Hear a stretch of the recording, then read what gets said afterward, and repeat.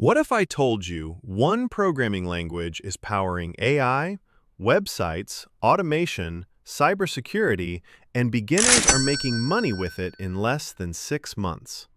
That language is Python. Python is a high-level programming language created by Guido van Rossum in 1991. But here's why it matters. Python was designed to be simple, readable, powerful. So why is everyone learning it? First, artificial intelligence. Companies like Google and OpenAI, and libraries like PyTorch and TensorFlow rely on it heavily. Second, web development. Frameworks like Django and Flask power thousands of websites worldwide. Third, automation. Imagine this: a script that converts files, a script that pulls data automatically, a script that turns 5 hours of work into 5 minutes. Fourth, ease of getting started. Python doesn't make you feel stupid. Its syntax is closer to English than almost any other programming language. In 2026, Python isn't just a programming language, it's a survival skill. In the next video, I'll show you how to write your first real Python program in just 10 minutes. And trust me, you don't want to miss that. Before we start writing Python code, we first need to install Python and set up our environment. Don't worry, this will only take a few minutes. First, open your browser and go to the official Python website, python.org. Once the page loads, click on Downloads.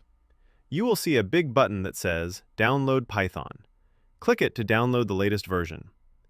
After the file finishes downloading, open the installer. Now this step is very important. Before clicking Install, make sure you check the box that says Add Python to Path. This allows your computer to recognize Python from the terminal. After that, click Install Now. The installation will take a few seconds. 2,000 years later. Once it's finished, we can verify that Python works correctly. Open your terminal or command prompt and type Python version. If everything is installed correctly, you should see the Python version displayed on the screen. Congratulations! Python is now installed on your computer. In the next video, we'll write our first Python program. In the previous video, we installed Python on our computer. Now it's time to write our first Python program. Don't worry, this is going to be very simple. Open your code editor and create a new file. Name it hello.py. Now inside this file, type the following line: print hello world. This is the famous first program that almost every programmer writes when learning a new language. But what does it actually do? The word print is a Python function. Its job is simple. It tells the computer to display something on the screen. The text inside the quotation marks is the message we want Python to show. So when we run this program, Python reads the code and prints the message to the terminal. Let's run the program. Open the terminal, navigate to your file, and type python hello.py. And just like that, you wrote your first Python program. Congratulations! In the next video, we will learn about Python variables and how computers store information. In the previous video, you wrote your first Python program. Now it's time to understand something even more important: variables and data types. Don't worry, I will make this as simple as possible. Let's start with a question. How does a computer remember information? In Python, we use something called a variable. A variable is like a container that stores data. Let's see an example. Name equals John. Here, we created a variable called name, and we stored the value John inside it. Think of it like a label attached to a box. The label is name, and inside the box is John. Now, let's print it. Print, open parenthesis, name, close parenthesis. Python will display John. Simple, right? Now let's talk about data types. Data types tell Python what kind of data we are working with. For example, name equals John. This is a string. Age equals 25. This is an integer. Height equals 1.75. This is a float. Is student equals true. This is a Boolean. Each type is used for a different purpose. Strings are for text. Integers are for whole numbers. Floats are for decimal numbers. Booleans are for true or false values. Let's combine everything together. Name equals John.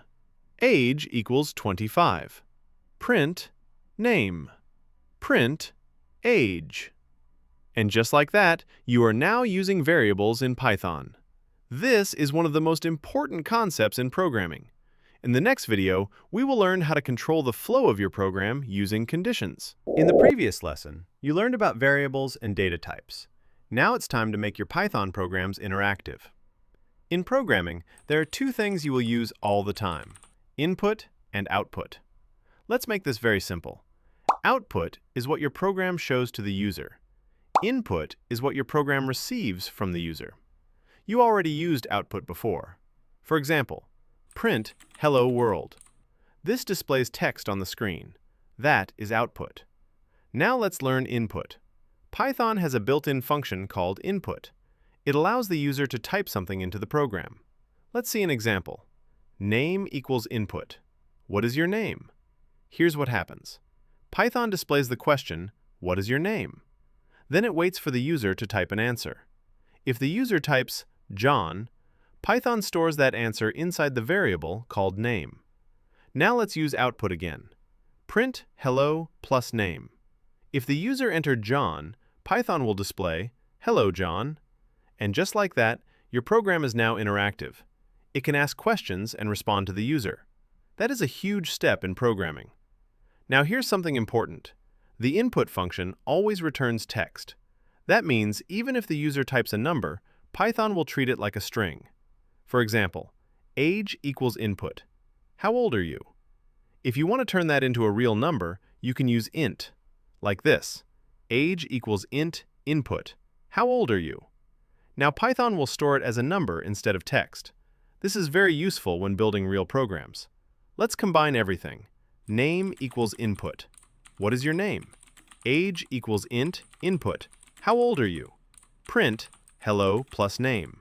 Print you are age years old.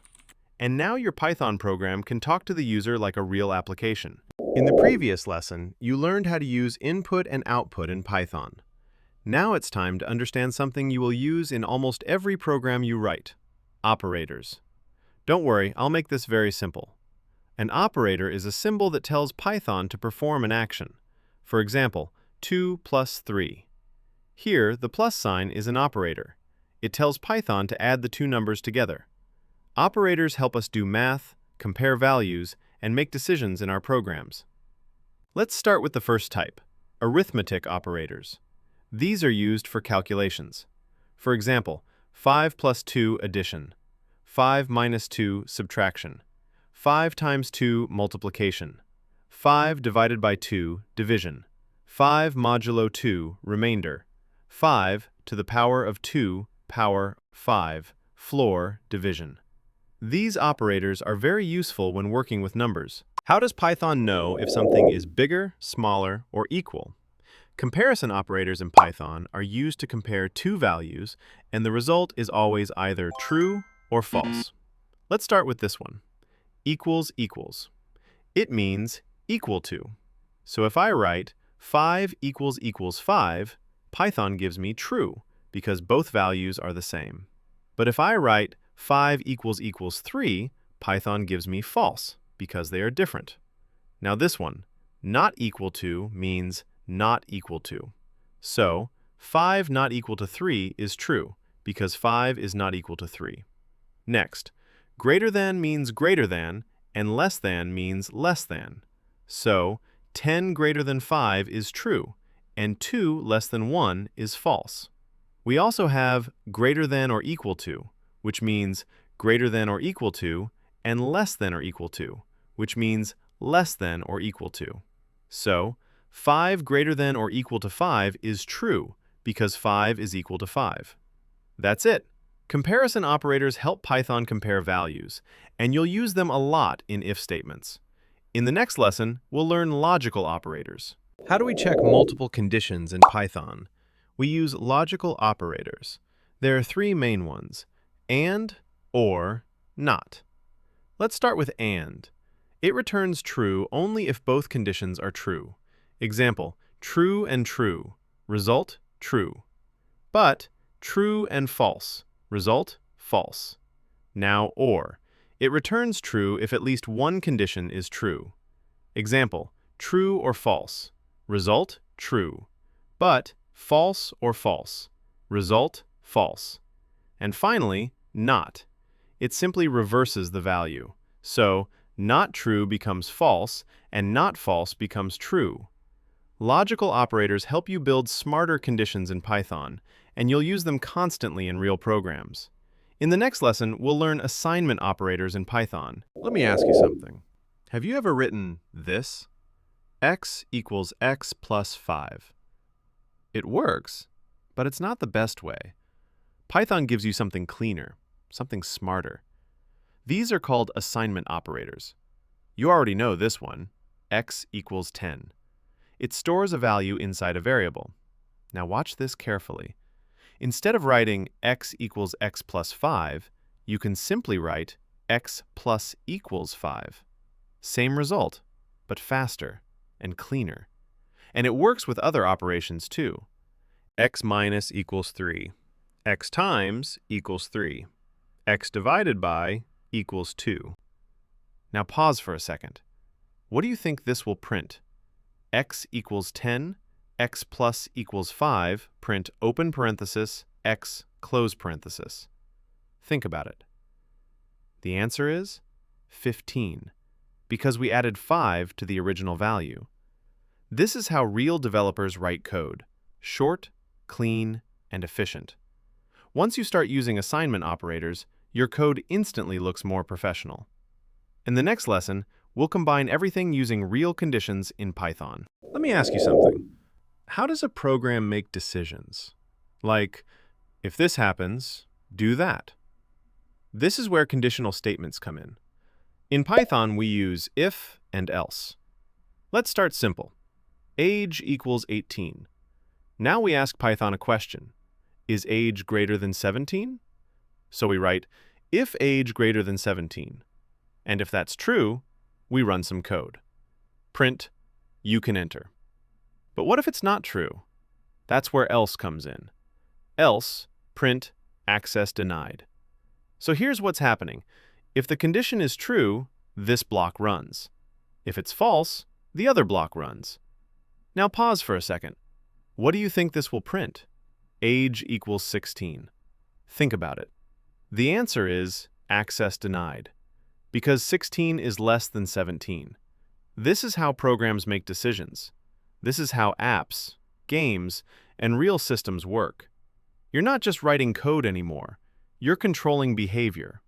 In the next lesson, we'll learn loops, explained simply. Have you ever repeated the same line of code again and again? That's a problem, because programmers don't like repetition. We automate it. This is where loops come in. Loops let you run code multiple times without rewriting it. Let's start simple. We use a for loop when we know how many times we want to repeat something. Example, for I in range 3, print I. This will print 0, 1, 2 automatically. Now here's the second type, while loop. We use it when we don't know how many times. We just repeat until a condition becomes false. Example, x equals 0 while x less than 3, print x, x plus equals 1. Same result, but different logic. Now think about this. What happens if we forget x plus equals 1? The loop never stops. That's called an infinite loop. And yes, it will crash your program. Loops are one of the most powerful tools in Python. They help you automate tasks and write real programs. In the next lesson, we'll build a mini project. Now it's time to build something real. Not just concepts, a real mini project. We're going to create a simple game. Guess the number. Let's build it step by step. First, we import random. Then, we generate a number between 1 and 10. Now, we ask the user for a guess. Now, here's the logic. If the guess is correct, we print correct. If not, we print try again. Simple, but powerful. Now, let's make it better. Instead of just one try, we use a loop, so the game continues until the user guesses the correct number. Now pause for a second. What do you think happens when the guess is finally correct? Exactly. The loop stops, and the player wins. This is your first real game in Python. You just used variables, loops, conditions. This is how real programs are built. In the next lesson, we'll learn lists in Python, everything you need.